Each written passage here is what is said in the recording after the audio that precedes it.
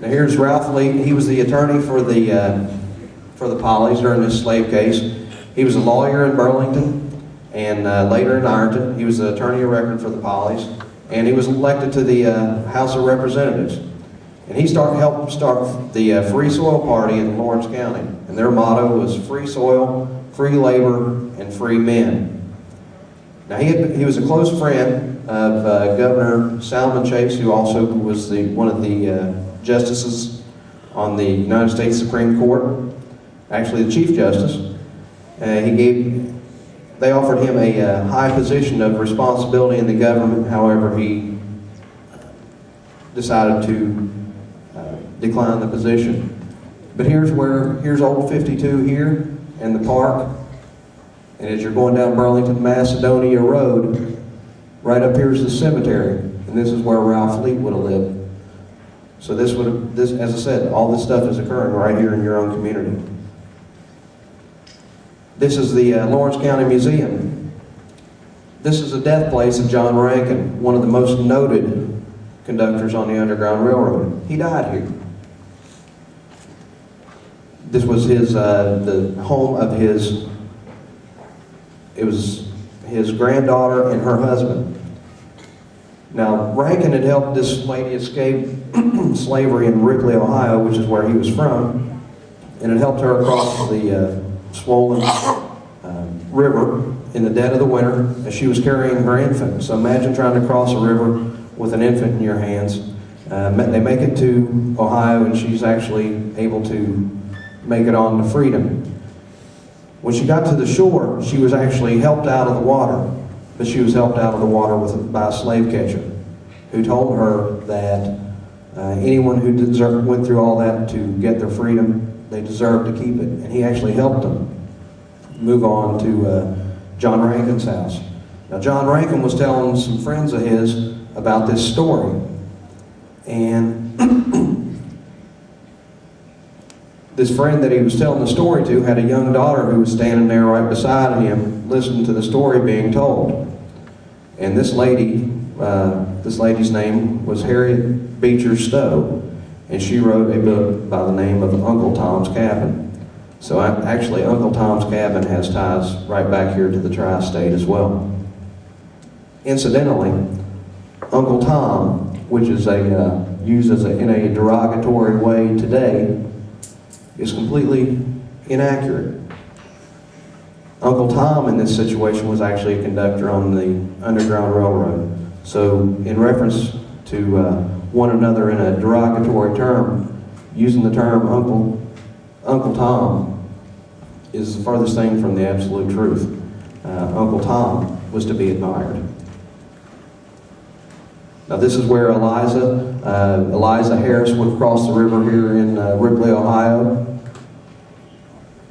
And you can see this is Kentucky in the background, where she would have been from, which is Maysville, Kentucky. I'm going to move on to Gabe Johnson, seems to be becoming slowly one of my favorites. He was actually born into slavery in Pittsylvania County, Virginia, was manumitted at age 2 with his mother, Matilda. And I have here a copy of his manumission papers, the Freedom Papers that I was talking about earlier. It says, at the instance of John Ward and Lynch Dillard, executors of the last will and testament of John Ward Sr., deceased, duly proven and recorded in the court of said county, Gib Johnson, a boy of color, emancipated by the said will, was this day numbered and registered in the clerk's office of the said court pursuant to the provisions of the Act of Assembly in that case made and provided. Gib Johnson is of rather light complexion. He's 2 years old in November last. He was about 2 feet 8 inches high. He even has a fresh scar on his forehead and is the reputed son of Ben and Matilda Johnson. Now I mentioned he was born into slavery in Pennsylvania County, Virginia, came to Burlington at age 2. His mother was a cook at the number 2 hotel, which was located on the southeast corner of the public square. As I mentioned earlier, there was another conductor that also worked in that hotel. His name was Philip Lynch. Gabe Johnson for a while worked on the steamboats, which was very common at that time. A guy by the name of Captain Ellis Mace described in his book the blacks at that time and how they worked on the steamboats, and he said that they were among the best in the world at the time. Gabe Johnson was also a janitor at the courthouse for 16 years. Was a barber in Hanging Rock, which is and that area was the same area in which he also kept saloon for a while. And if any of you all familiar with Ironton, where the end zone is, where the pizza place and stuff like that, he had a barber shop which was right across the street. He started in Burlington and ended up moving to Ironton.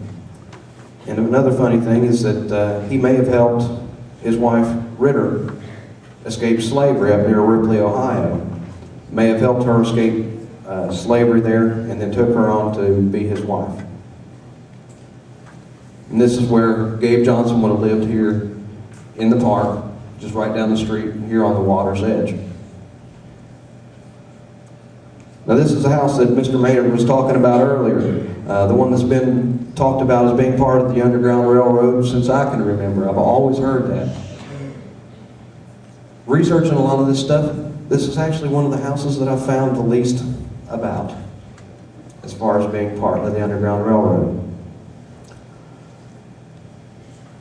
I've been interviewing some of the descendants of the 37 and come to find out, though, that it is at least rumored, or at least I've been told, I haven't found anything to substantiate it yet, but the 37 may have stayed, at least part of the 37 may have stayed in this house when they came here in 1849. Also, like I said, I couldn't find anything much connecting it really to the Underground Railroad. That was until the other day. I actually come to find out that one of the conductors in Burlington, as I mentioned earlier, Dr. Camillus Hall, was also one of the first postmasters in Burlington. This church, or this house that I just showed you, was a post office. With Camillus Hall being the postmaster there for a little bit over 40 years and being an absolutely without question being an Underground Railroad conductor. Do you believe that this house now to be part of the Underground Railroad? Only makes sense. Besides, it's a government building. Who's going to look for fugitive slaves at a place like that? Everything above there is going to be above board, or at least that's what they would think. Now, it's been talked about that there were tunnels underneath the house, leading down to the Ohio River, or even down underneath the Ohio River. But it doesn't appear so. This is the inside of the house, and this is what could have been a hiding place. As it stands, this picture was taken just about 6 or 8 months ago. But this would have been a great hiding place. Don't know about the tunnels, but a hiding place. Now, there is a spot in the wall that is a little bit different, and I originally thought that this possibly could have been, you notice the block here is a little different than this here. And I thought, well, maybe that was the tunnel that they were talking about. But upon a little bit further investigation on the outside of the house, it actually looks like somebody just walled up an entrance to the outside, just a set of stairs. I'm not saying that there was no tunnels there, but thus far I've not been able to find any evidence of it. This I just threw in as just a little added bonus. This is South Point in 1884. You'll see a Joseph Davidson Hotel and some of the other places here. Now, if you don't take anything else from it, this is a little poem that I found, and I'd like to share it with you. On the Underground Railroad, blacks and whites worked together. They had a common goal, and that was to help people to freedom. You have no idea what your ancestors did, on what side they would have been on an issue. But anyway, so your ancestors could have been part of the Underground Railroad. They could have been conductors. They could have been ones to turn people in. Greed runs in all races, black or white. So to think that because someone was black that they wouldn't turn someone else in for a reward, don't think that. Greed is in all races.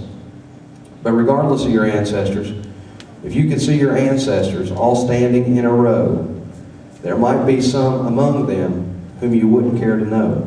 But there's another matter. which requires a different view. If you could see your ancestors, would they be proud of you?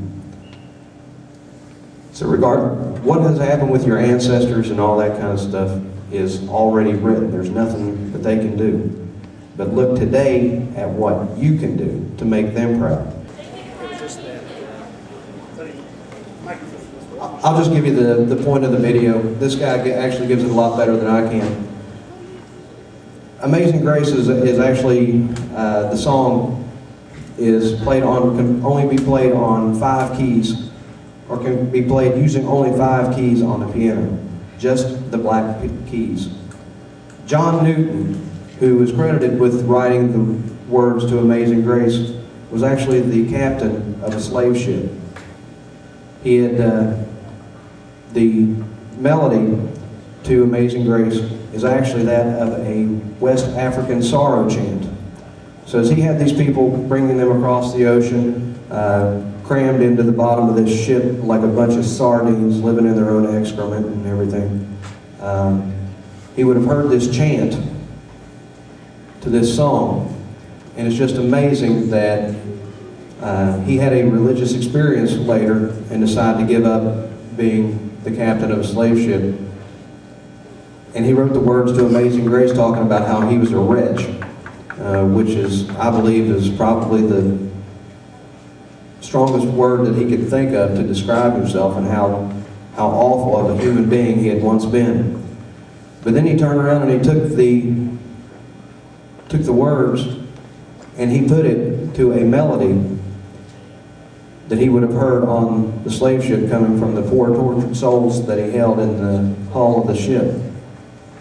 So next time you hear the song Amazing Grace, you can actually think of here is a time where someone has actually, it's black and white together in one of the most popular songs that any of us has ever known, that's lasted for hundreds of years now. But it actually took a captain of a slave ship and slaves to write this song. And that was the basic premise of me wanting to show you this video. But if y'all get a chance this afternoon or what have you when you get home, if you get a chance to look at it, I assure you, you will be pleasantly surprised. Thank you, Chris. This is, let's give him a hand for one of our alumni. Good time bringing history back. Excellent.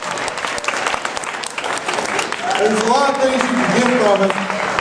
Some of you took time, you thought, I heard somebody say, oh, I live there, or, you know, I know that person, or I'm related, and the stories are starting to generate. Some of you are going to go home and live in these areas, you're going to look around, and you're going to start thinking, something amazing happened right here. This area wasn't made for us to sit back on our hands, do nothing with our time, be disinterested in what's going on, and to be lazy. Our descendants that came to this part of Ohio, West Virginia, came with a purpose. And we had our descendants sacrifice and potentially sacrifice their lives to help others. So now here you are, being educated in the same spot where all this stuff happened. And every day, you get up and you come to school with some sort of purpose. And I'm going to tell you, that purpose is not Facebook. That purpose is not socialization. That purpose is not goofing off. You're meant to be a better person. And you're meant to help other people out. So if you get anything from this history whatsoever, I hope that you've just for a few seconds got back in touch with your roots.